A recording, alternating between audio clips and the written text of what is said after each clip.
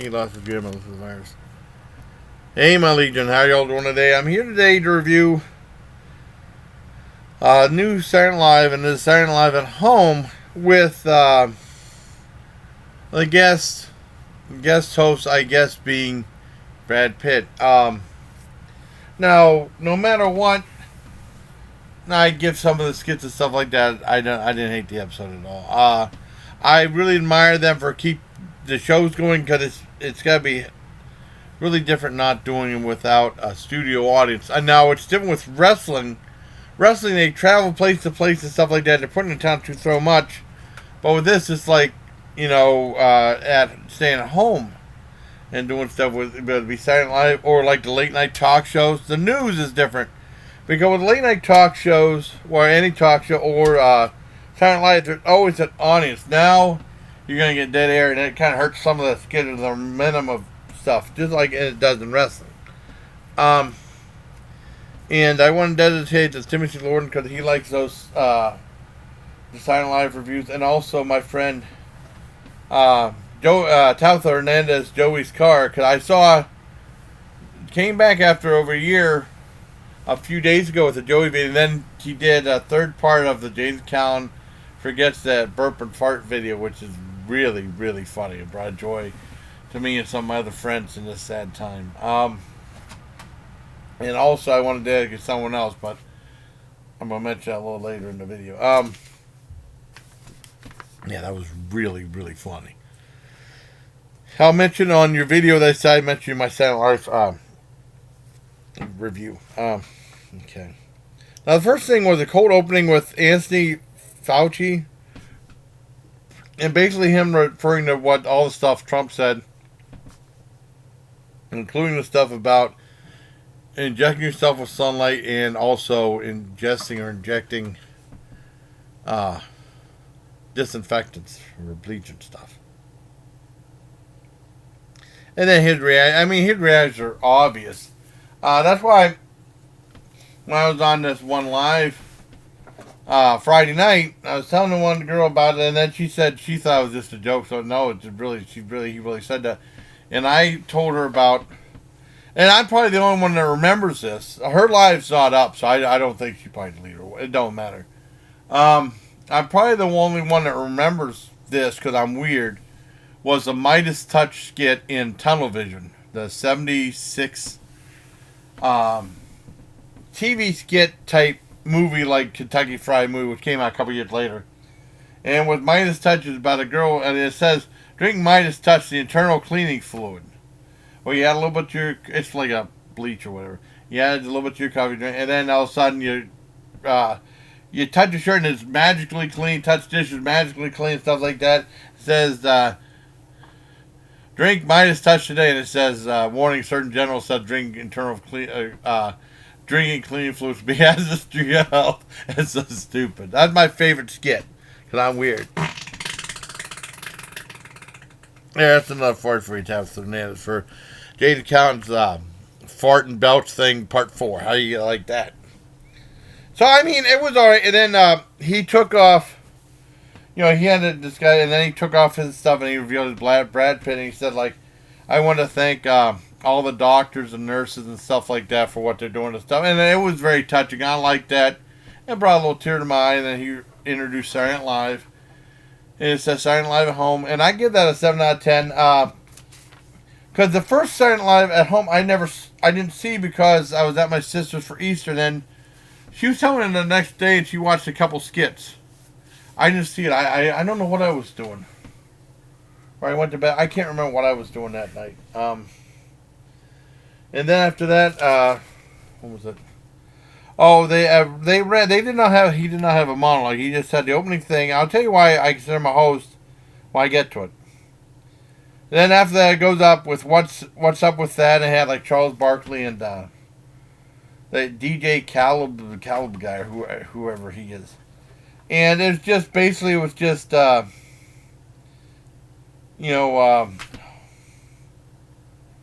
Kenan Thompson saying what's up with that and interrupting the guests and stuff like that, like Phil Donahue style. And that's all that was. I give that a 4 out of 10. Next was In Depth with Brian Sater, like some from HLN, I guess. One girl was interviewing this guy. Said he had, I mean, because it's supposed to get your mind off the virus, but all the skits were pretty much about the virus. So I don't know how much you really got your mind off of it or anything like that, you know. And then he's at home. He had the, you know, the virus, and then like they showed him with filters on his phone, different filters, and that was just lame.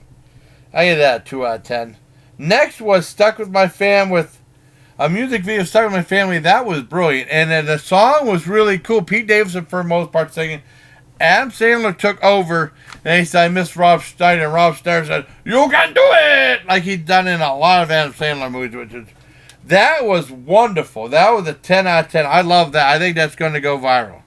That was brilliant. Next was Bartonson's grocery store, and they talk about, you know, during our time, a lot of items are sought after and sold out, like bread and eggs or whatever, but there are a lot of items that aren't, and it's like less popular items like cauliflower, pasta, bags of beans, can't remember what else. Oh, and Dasani water. That's why this video is also dedicated to Howie Cat, because he did a Dasani water video and also talked about a certain person that's now doing food reviews. And I was going to mention that in the video, but I already emailed him that.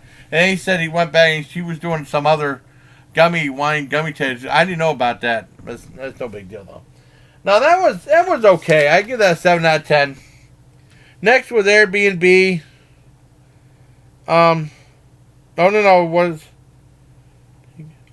Next was the big Dominican dinner with Big Papi.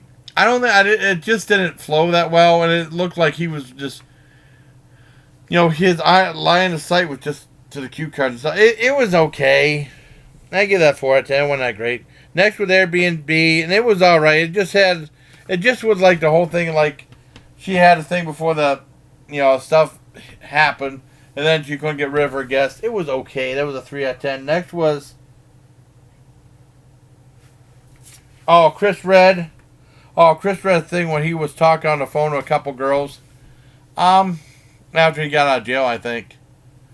And it was okay. It's like the girl said, well, he kind of moved on and stuff like that, and then it was alright. I give that a 3.5 out of 10. Next, and the only reason I say that I guess Brad Pitt could be the host was he introduced the musical guest. It was Miley Cyrus. I'm not a huge Miley Cyrus song, but I thought it was so cool she did Wish You Were Here. And I cried a little bit during the first third of it, and then she started doing her own little takes on it. Like, I stopped crying. It was still good, but not the best. I give it an 8 out of 10. I still love that song, though. Next was Weekend Update. And it was okay. Now, they tried to do, like, the whole Zoom thing. I mean, I'm a StreamYards guy. Just like, the one thing with these people still continuing to do stuff through social media, even like, you know, I'm not hanging with John anymore, you know. However, Saturday nights, if everyone's available, we play D&D through World 20, and I'm playing with, sometimes there's 6 people by, it was like 4 people, and a little one, but, you know, and it was a great, great game today. I thought it was a wonderful game. And since they added my character sheet on the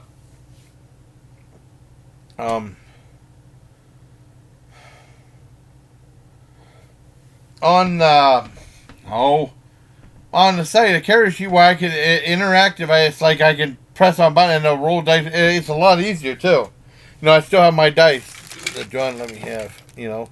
I know Ryan Summit. I was telling Ryan Summit. God damn it. I was telling Ryan Summit about that. He was saying, like, he never played D&D before.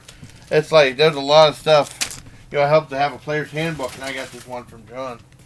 I still have it, buddy. Lots of information about my character, Dane Dankill.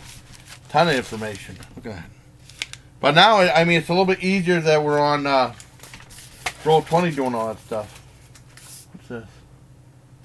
Oh. I already paid that. Okay. Well, anyways, what's next?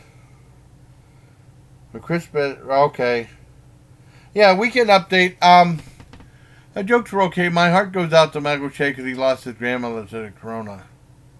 And then he did a thing. I think he was, it was weird because it's like,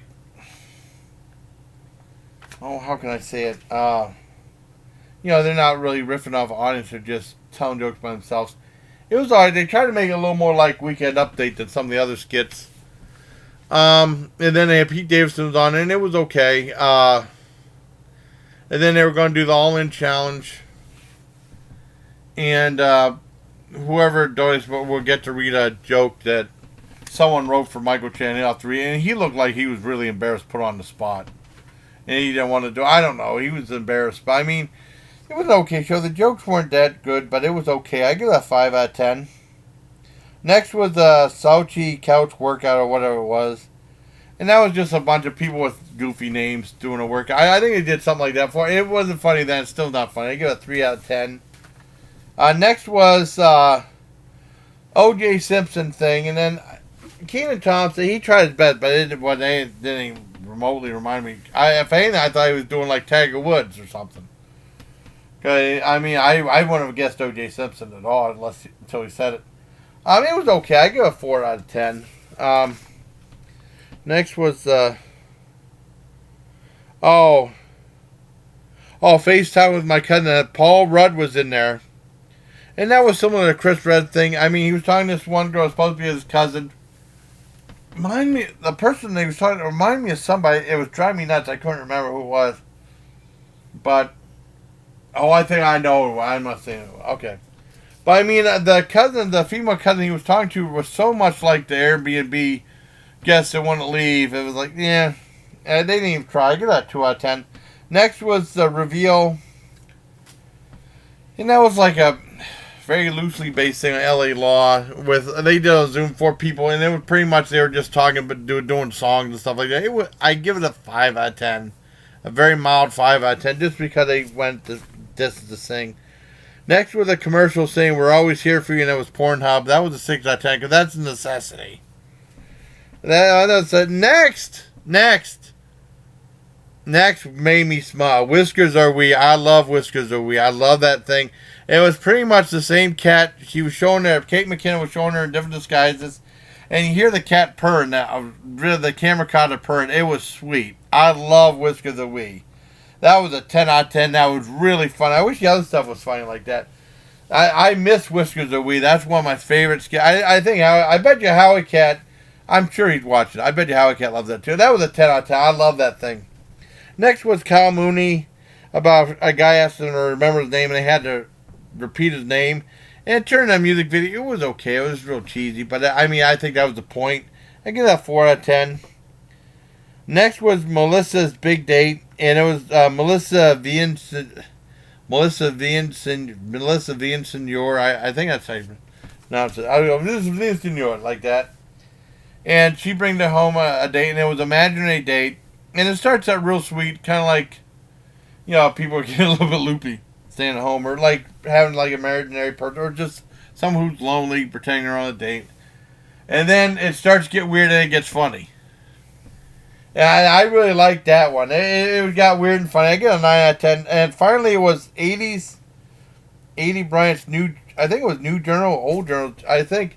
Now, I don't know if this was her own personal stuff she wrote when she was a kid that she kept, or just prop stuff or something like that.